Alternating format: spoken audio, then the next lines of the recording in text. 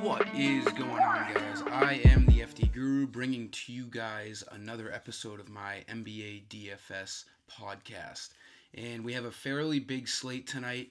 Just going to run through each value position I like tonight, which guys you should be looking at, which injuries you should take advantage of the most.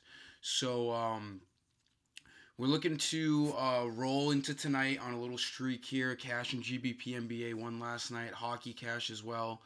DraftKings did very well as well last night. So for point guards tonight, I really like Russell Westbrook. He's just a really safe, solid cash game play tonight against the Timberwolves. This game should remain pretty close all game long. Two pretty good teams. 11-8 isn't a terrible price for Westbrook. He's going to be a guy that gets you over 50 fantasy points basically every single night. And he's got that really good upside as well. So he's a really strong play, even at that pretty high price tag. I also like DeAnthony Melton a lot. Devin Booker is expected not to play tonight. That's going to open up some usage for all of these Suns players. They have an ideal matchup against the Kings tonight. They're at home, and this game should score a lot of points. So Melton, he's in a pretty good spot tonight. 4,500 is a pretty fair price. He's probably going to see easily over 20 minutes, probably get over 20 fantasy points. He's a pretty safe play. For shooting guard, I like Alec Burks. He's a pretty safe, cheap shooting guard to spend down on at 4,500. Now, the matchup isn't perfect against the Pacers, but he is at home, and he's been seeing consistent minutes and consistent fantasy points, so he's a really safe cash game play at shooting guard. For small forwards, we're looking more into this Phoenix game again. TJ Warren is one of my favorite plays on the slate tonight, if not my favorite play. He's been really good even with Devin Booker playing. With Booker most likely out, his usage should go through the window. He should be the number one guy on this Suns team tonight, and the matchup couldn't be any more perfect. So at 6,200, you can't go wrong with TJ Warren. You should definitely pay for him at small forward. And then I also really like Otto Porter at 4,900. News came out today that he's no longer on a minutes restriction.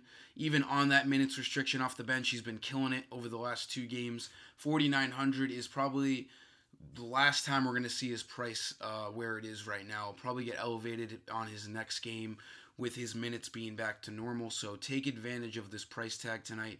Even if he's coming off the bench, he should see plenty of minutes, as he is one of the best Wizards player, if not one of the best behind Bradley Beal. For power forwards, I like Sabonis a lot.